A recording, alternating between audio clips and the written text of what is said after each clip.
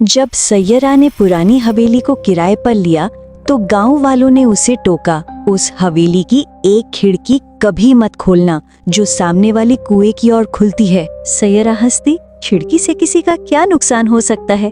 पर पहले ही दिन उसे अजीब सा महसूस हुआ। उस खास खिड़की पर पर्दा हमेशा हिलता रहता, जैसे कोई बाहर से सांस ले रहा हो, मगर खिड़की बंद थी। एक रात बिजली चली गई। सैयरा ने मोबाइल का टॉर्च चलाया और कमरे में इधर उधर देखने लगी। तभी उस खिड़की से किसी ने धीरे से खटखटाया।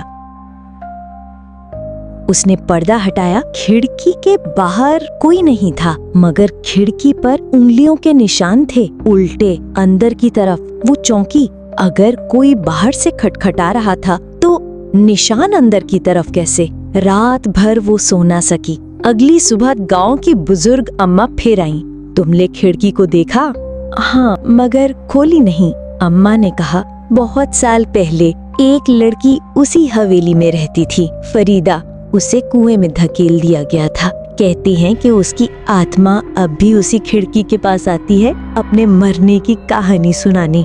लेकिन सुनने वाला जो भी होता है वो खिड़की खोल देता है और फिर कभी वापस नहीं दिखता। सैयरा डर गई, लेकिन एक कोना उसके भीतर अब भी जिज्ञासु था। उसने उस रात रिकॉर्डिंग चालू की, कैमरा खिड़की की तरफ रखा और सो गई। रात 3:08 पर कैमरे में परछाई दिखी। कोई लड़की लैटिन चेहरे पर धीरे धीरे खिड़की से अंदर झांकती हुई। कैमरा अचानक बंद हो गया। सुबह सैयरा का बिस्तर खाली था, खिड़की खुली हुई थी और पर्दा अब भी हिल रहा था, जैसे कोई अब भी अंदर ही खड़ा हो। गांव वालों ने दरवाजा तोड़ा।